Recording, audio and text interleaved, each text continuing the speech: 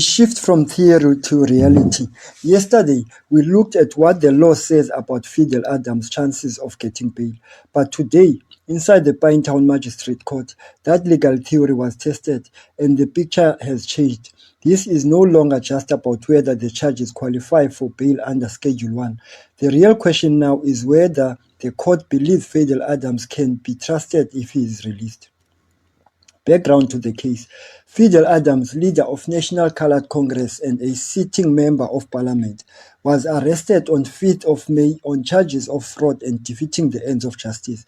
The state alleges that he falsely claimed to be acting under official parliamentary duty in order to gain access to inmates in Westville Prison, including convicted hitman Sibusiso Ngwenya and former TAS team member Bonginkosi Anthony Dlamini. According to the state, Adams conducted interviews, materials, and later shared information publicly, despite having no official mandate for parliament.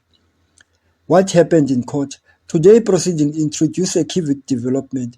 With a change in Adams' legal team, Advocate Yuri Gangai, a former senior prosecutor, now leads the defense and moved to secure bail under Schedule 1 provision, emphasizing that the matter is non-violent. However, the state came prepared and strong opposition opposed his release. The court also heard that Adams allegedly failed to comply with the prison regulations while being held at Westville Prison, a factor that speaks directly to whether he would follow bail conditions if released. The strategic shift. The prosecution made a critical move by shifting the focus away from charges themselves into Adams' behavior. It is not simply about what he is accused of, but about what he might do if he is released.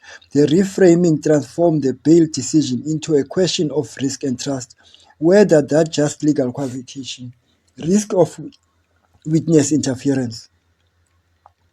The state argued that Adams is likely to interfere with the witness, grounding this claim in the past action by pointing to his direct engagement with convicted individuals, his recording for those interactions, and his decision to make the material public.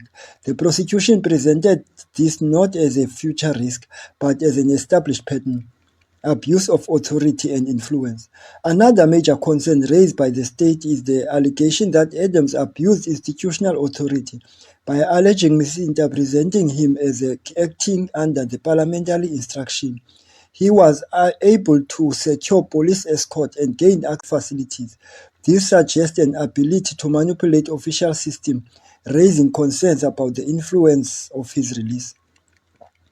Pattern of defiance. The prosecution further reinforced its argument by highlighting Adams' past legal issues, including criminal injury cases, as well as alleged misconduct while in custody.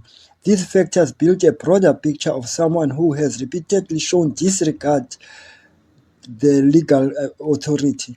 The defense response. In response, the defense argued that the Schedule 1 matter, that the charges are non-violent and Adams does not pose flight risk due to his public profile. The defense also argued that the individual involved are already convicted and that evidence has already been made public and indicated a willingness to accept strict bail conditions. Where the defense falls short. While the defense addressed the former legal, it did not fully dismantle the state broader argument. The key issue remained whether Adams can be trusted to comply with bail conditions, and the state narrative if risks remain largely intact. Most likely outcome. When all arguments are considered, the balance appears to favor the state.